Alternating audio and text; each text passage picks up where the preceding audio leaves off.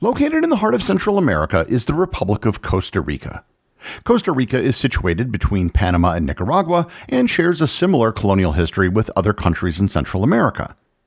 However, over the last 100 years, it has taken a radically different path. A path that has allowed the country to avoid most of the problems that have plagued the rest of the region. And as a result, it has become much more stable and much wealthier than many of its neighbors. Learn more about Costa Rica and what sets it apart from the rest of Central America on this episode of Everything Everywhere Daily.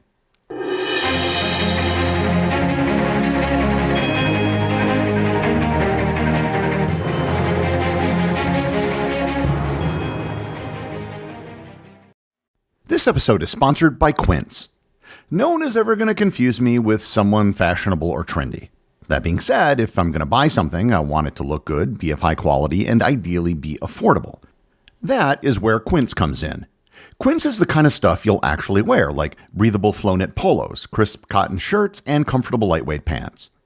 In addition to clothing, they also offer a range of great items for the home and travel.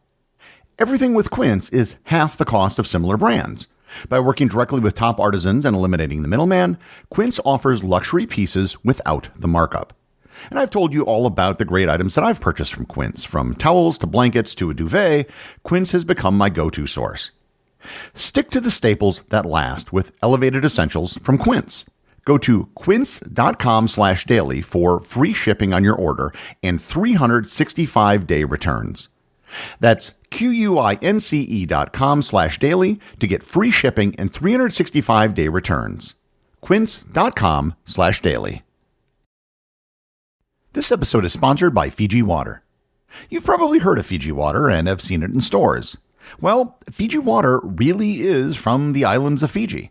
Drop by drop, Fiji Water is filtered through volcanic rock, 1,600 miles away from the nearest continent and all its pollution, protected and preserved naturally from external elements. In this process, it collects a unique profile of electrolytes and minerals, resulting in more than double the electrolytes as the other top two premium bottled water brands, giving Fiji Water its smooth taste. Fiji Water's electrolytes are 100% natural, and this water even has a perfectly balanced pH of 7.7. I've recently been trying to reduce my consumption of diet soda, and I found Fiji Water to be a great alternative. Visit your local retailer to pick up some Fiji Water today for your next backyard party, beach day, hike, or even your home office. Fiji Water is Earth's finest water.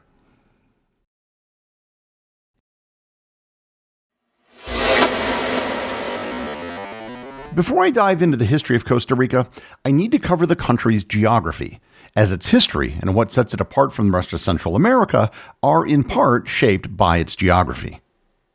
Costa Rica is bordered by Nicaragua to the north and Panama to the southeast, with coastlines on both the Pacific Ocean to the west and the Caribbean Sea to the east.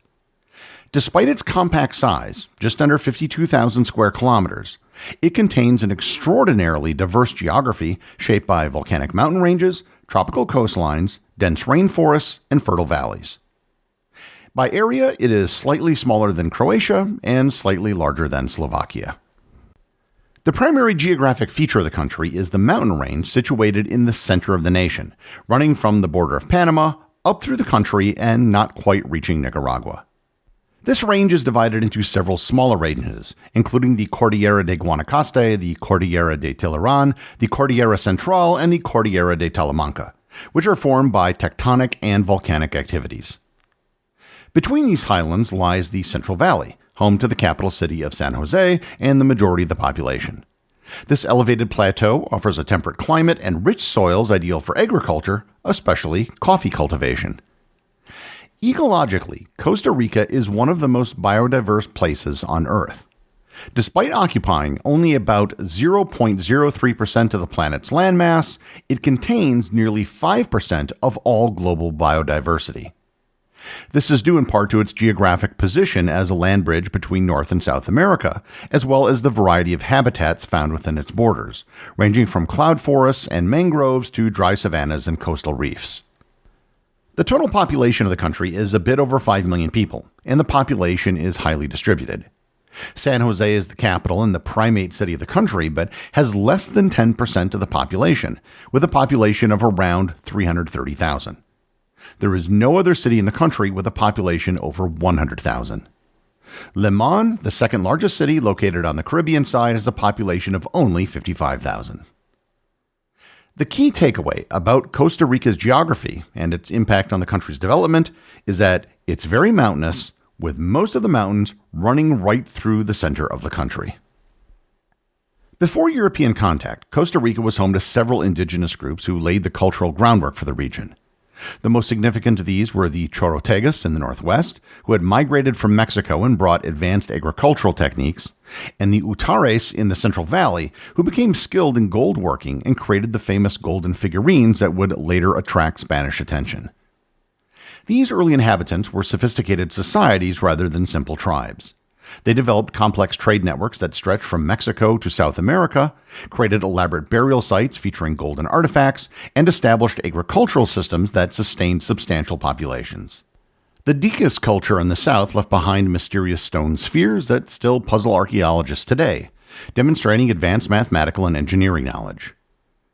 When Christopher Columbus arrived in 1502 during his fourth voyage, he named the area Costa Rica, or Rich Coast, after observing the gold ornaments worn by the indigenous people. However, this name would prove somewhat ironic, as Costa Rica would become one of Spain's poorest colonies. And here is the start of where Costa Rica's story diverges from other Latin American colonies in crucial ways.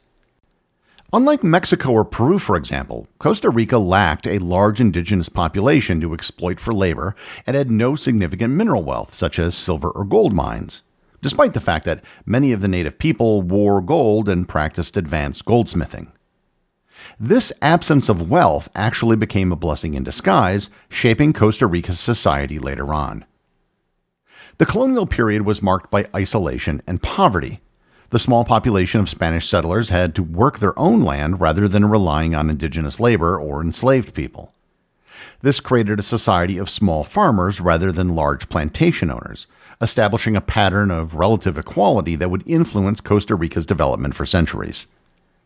The Spanish crown ruled the region through the Captaincy General of Guatemala, which itself was under the Viceroyalty of New Spain.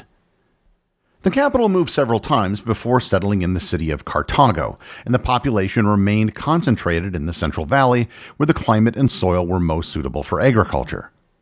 Coffee, which was introduced in the early 19th century, would eventually transform the economy.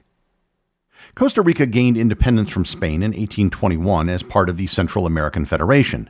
However, news of independence actually didn't reach Costa Rica for over a month.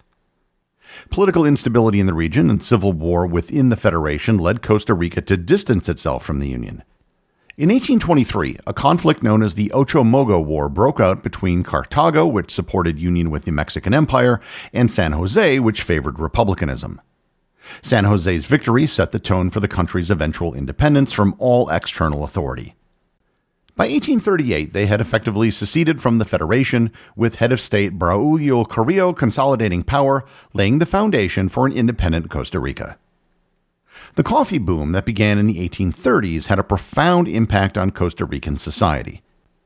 Coffee cultivation was ideally suited to the country's geography and climate, and demand from European markets created unprecedented wealth. However, this led to the formation of Costa Rica's coffee oligarchy, a small group of wealthy families that controlled coffee production, processing, and export. It was a fundamental societal shift from the small farmers who previously made up most of the country. Coffee was exported through the Pacific port of Punta Arenas and eventually via the Atlantic following the construction of the railroad in the 1870s and 1880s, which was partly financed by British capital. This investment also brought Jamaican laborers to the country.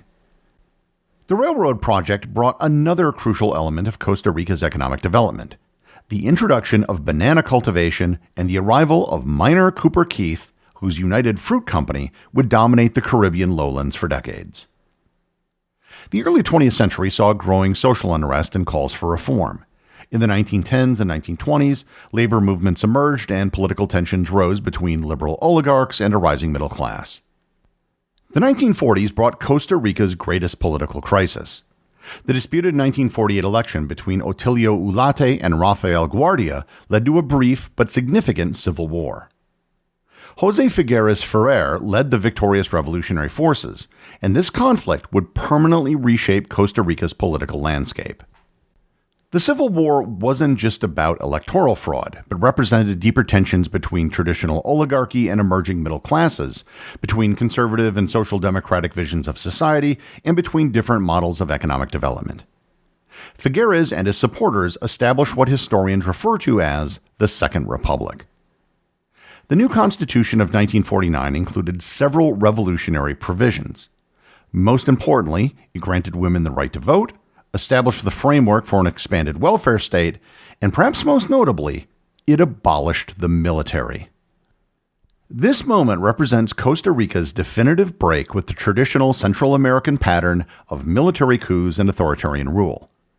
Without a military, you can't have military coups or military juntas. It also eliminated the need for violent revolutions, focusing all energy for societal change into democratic processes. From the 1950s onward, Costa Rica became a stable democratic nation with regular elections and peaceful transitions of power. While other Central American countries suffered coups, dictatorships, and civil wars, Costa Rica stood out as a model of democratic governance and human development. Its lack of a military allowed it to invest heavily in things like education and healthcare. The country also began to position itself as a leader in environmental conservation. In the 1980s and 90s, Costa Rica developed a system of national parks and pioneered ecotourism, making biodiversity a core part of its identity and economy. Presidents like Oscar Arias Sanchez, who won the Nobel Peace Prize in 1987 for his role in Central American peace negotiations, helped raise the country's international profile. Costa Rica threaded the needle during the Cold War, balancing a market economy with social programs that eliminated the root cause of many of the left-wing revolutionary groups that had spawned in other countries in the region. However, they were not completely immune to what was going on in the rest of the world. The 1980s brought Costa Rica's worst economic crisis since the 1930s. Massive foreign debt, inflation exceeding 100%, and regional conflicts threatened to destabilize the country. The government was forced to accept structural adjustment programs from the International Monetary Fund, marking a shift towards neoliberal economic policies. From this, Costa Rica maintained its democratic institutions and social programs while opening its economy to international markets. The country diversified from coffee and bananas into manufacturing and tourism. Costa Rica's tourism initiatives have been extremely successful. Beginning in the 1980s and accelerating in the 1990s, Costa Rica embraced ecotourism as a national strategy. Recognizing its unparalleled biodiversity, the country invested heavily in protecting its natural resources. Over 25% of Costa Rica's territory is now designated as protected land, including national parks, bioreserves, and wildlife refuges. These protected areas attracted tourists interested in rainforests, cloud forests, volcanoes, beaches, birdwatching, and sustainable travel experiences. Unlike neighboring countries such as Honduras, Nicaragua, or El Salvador, Costa Rica has remained politically stable and free of military conflict, which has made it a safe and attractive destination for international travelers. Its lack of an army and commitment to democracy has helped build a global image of peace and safety, in stark contrast to the civil wars, coups, and gang violence that have affected other Central American nations. And it's one of the reasons why Costa Rica has been called the Switzerland of Central America. While countries such as Guatemala and Nicaragua have rich cultural and ecological resources, their reputations for political instability or crime have hindered tourism growth. I visited Costa Rica in 2013 and spent time traveling around the country by bus. I visited Rincon Volcano National Park and Tepanti National Park, both of which are UNESCO World Heritage Sites. Traveling around the country was easy, and I didn't even get to either of the coasts, which is where most visitors tend to go. The path that Costa Rica has taken has worked well for them. Their GDP per capita is approximately $14,200, which is just behind that of Panama. However, it's more than double that of the next closest Central American country, Belize, and almost 7 times greater than its neighbor, Nicaragua. It isn't a wealthy country by Western standards, but it has become a solidly stable, middle-class nation, especially when compared to other countries in the region. Costa Rica has managed to achieve success by avoiding the problems that have plagued its neighbors. And this is due to choices it made in the 20th century, as well as its geography and the manner in which it was settled by the Spanish. It has resulted in the most politically stable country in all of Central America. The executive producer of Everything Everywhere Daily is Charles Daniel. The associate producers are Austin Oakton and Cameron Kiefer. I want to thank everyone who supports the show over on Patreon. Your support helps make this podcast possible. I'd also like to thank all the members of the Everything Everywhere community who are active on the Facebook group and the Discord server. If you'd like to join in the discussion, there are links to both in the show notes. And as always, if you leave a review or send me a boostagram, you too can have it read on the show.